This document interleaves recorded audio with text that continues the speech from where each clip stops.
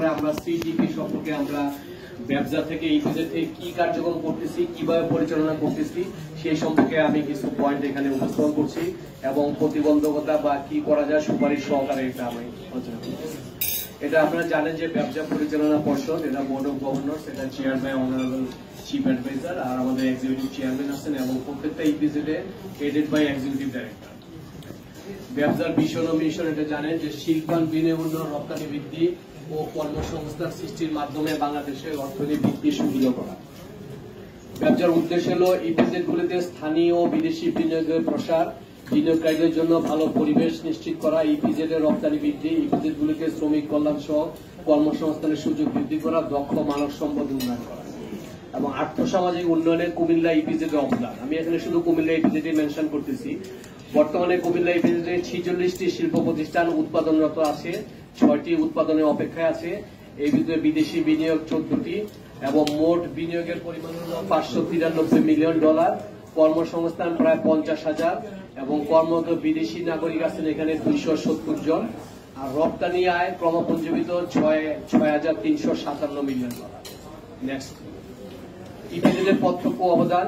আপনারা জানেন যে বর্তমানে এই ইপিজেডে প্রায় 50,000 শ্রমিক কর্মরত আছে, যাদের 66% নারী, যা অত্র অঞ্চলের নারীর ক্ষমতায়ন, শ্রমিকদের দক্ষতা উন্নয়ন, কর্মসংস্থানে গুরুত্বপূর্ণ ভূমিকা রাখছে। এছাড়া প্রতিদিন প্রায় 2,000 নির্মাণ শ্রমিক load shedding, loading, unloading, labour wastage, garbage labour, পরিবহন শ্রমিক দৈনিক চুক্তিভিত্তিতে কাজ করে থাকে। প্রতি মাসে শ্রমিকদের বেতন ভাতা বাবদ ইপিজেডের শিল্প প্রতিষ্ঠানসমূহ প্রায় 200 কোটি টাকা ব্যয় করে এবং কুমিল্লা ইপিজেডে কর্মরত প্রায় 270 জন বিদেশি বিনিয়োগকারী ও প্রকর্মী কুমিল্লা ইপিজেডে বিভিন্ন আবাসিক ভবনে বসবাস করে বিদেশিদের জীবনযাত্রা মানের জন্য ব্যয়িত অর্থ কুমিল্লার সার্কুলার অর্থনীতিতে অবদান আছে। ইপিজেডের পরোক্ষ অবদান। ইপিজেডকে কেন্দ্র করে আবাসন, পরিবহন, রেস্টুরেন্ট, নির্মাণ শিল্প প্রতিষ্ঠান গড়ে ওঠার মাধ্যমে অত্র অঞ্চলে মানুষের প্রতিদিনকার জীবিকার অন্যতম উপজীব্য এই ইপিজেডকে কেন্দ্র করে আবর্তিত হচ্ছে। অত্র ইপিজেডে কর্মরত প্রায় 50,000 শ্রমিক এবং তাদের পরিবার পরিজন ইপিজেড সংলগ্ন এলাকায় বসবাসের ফলে আবাসন, নিত্যপণ্য ক্রয় বিক্রয়, পরিবহন ব্যবসা ইপিজেড প্রত্যক্ষ পরোক্ষ ভূমিকা রেখে যাচ্ছে। ইপিজেডের বিভিন্ন কাঁচামাল ও অ্যাক্সেসরিজ উৎপাদনের জন্য অত্র অঞ্চলে গড়ে উঠেছে প্যাকিং ম্যাটেরিয়াল, অ্যাক্সেসরিজ, কেমিক্যাল সহ বিভিন্ন ফরওয়ার্ড ও ব্যাকওয়ার্ড লিঙ্কেজ ব্যবসা। কুমিল্লা ইপিজেড প্রতিষ্ঠার মাধ্যমে ইপিজেড সংলগ্ন কুমিল্লা শহরের নাগরিকদের ইপিজেডের বিভিন্ন পণ্য সরবরাহ, নির্মাণ সামগ্রী, নিত্যপণ্য সরবরাহের মাধ্যমে ইপিজেডের বাইরেও অর্থনৈতিক গতিশীলতা বৃদ্ধি পাচ্ছে। কুমিল্লা ইপিজেড রপ্তানি আয়। আপনারা জানেন যে কুমিল্লা ইপিজেডের প্রতিষ্ঠানগুলো প্রতি বছর 700 থেকে 750 মিলিয়ন মার্কিন ডলারের পণ্য রপ্তানি করে, যা বাংলাদেশি মুদ্রায় প্রায় 8,500 থেকে 9,000 কোটি টাকা সমান।